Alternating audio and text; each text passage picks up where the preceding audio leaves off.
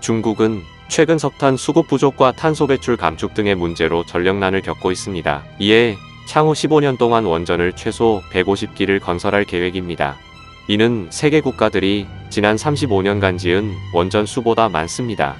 현재 가동 중인 원전은 총 50기이며 중국의 원자력 발전 규모는 미국 94기, 프랑스 56기에 이어 세계 3위입니다. 미국과 프랑스는 원전 신규 건설을 자제하고 있어 2020년대 중반이면 중국이 세계 최대 원자력 발전 국가가 될 것으로 전망이 됩니다. 그런데 중국 원전 건설이 대한민국 안전과는 직결되어 있습니다.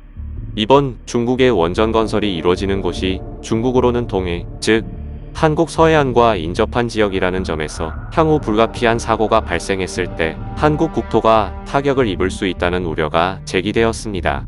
터빈을 돌리고 나온 증기를 식힐 때 냉각수로 바닷물을 활용하는 원전의 특성상 원전 건설은 대부분은 해안가에서 이루어지는데 이 과정에서 바닷물 자원을 활용하거나 혹은 사고 등으로 인한 원전 폐수를 방출하는 등에서도 영향을 받기에 이후 서해안에 서식하고 있는 수산물 자원에도 영향을 미칠 수 있습니다.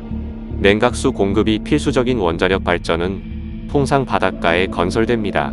중국은 전체 50기의 원전을 가동하고 있습니다. 전체 50기 중 1기를 빼고는 모두 동쪽 해안에 있습니다. 특히 15기는 한국 서해안과 직접적으로 마주보고 있는 중국 동북부 해안가에 위치해 있습니다. 중국 원전에서 방사능 유출 사고가 발생할 경우 한국 원전에서 사고가 난 건 못지않게 큰 피해를 입힐 가능성이 높습니다. 중국 원전은 지각의 화약고 위에 있습니다. 동해안의 원전 벨트 근처에는 탄로 단층대, 즉 지각이 어긋나 있는 곳을 지나고 있습니다. 이 단층에선 지난 1976년 24만여 명의 희생자를 낸 규모 7.8의 탕산 대지진이 발생했습니다. 탄로 단층대가 중국 동해안 원전 벨트의 위협 요인이라면 한반도 북쪽 지린성, 헤이룽장성, 랴오닝성의 원전은 활화산인 백두산 폭발의 직격탄을 받을 수도 있습니다. 게다가 중국 원전은 원전 사고가 나면 편서풍과 해류를 타고 방사능 오염 물질이 한반도에 유입됩니다.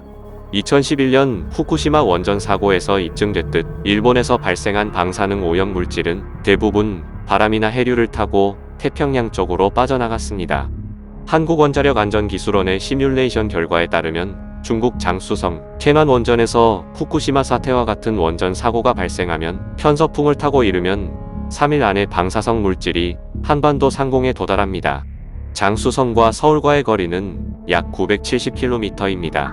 특히 산둥반도 동쪽 끝에 짓고 있는 스다오원 원전은 인천까지 직선 거리가 330km에 불과합니다. 바다도 마찬가지입니다.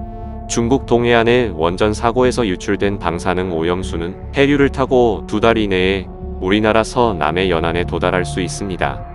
중국 연안의 해류가 한반도로 방향을 트는 양쯔강 유역, 상하이 인근 원전에서 사고가 나면 그보다 더 빠를 수 있습니다.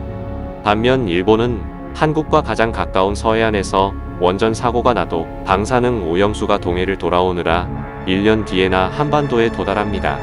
한 전문가는 1986년 옛 소련 체르노빌 원전 폭발로 인한 낙진 범위가 무려 2,400km에 이르렀고 2011년 일본 후쿠시마 원전 사고로 대규모 해수 오염이 발생한 사실을 상기하면 중국 동부 지역 원전은 유사시 한반도 대기와 해양에 치명적 영향을 미칠 것이라며 한중 양국만이라도 원전 사고 방지와 조기 경보, 위기 대응, 협력 매뉴얼 등에 대한 실효성 있는 제도를 마련해야 한다고 강조했습니다.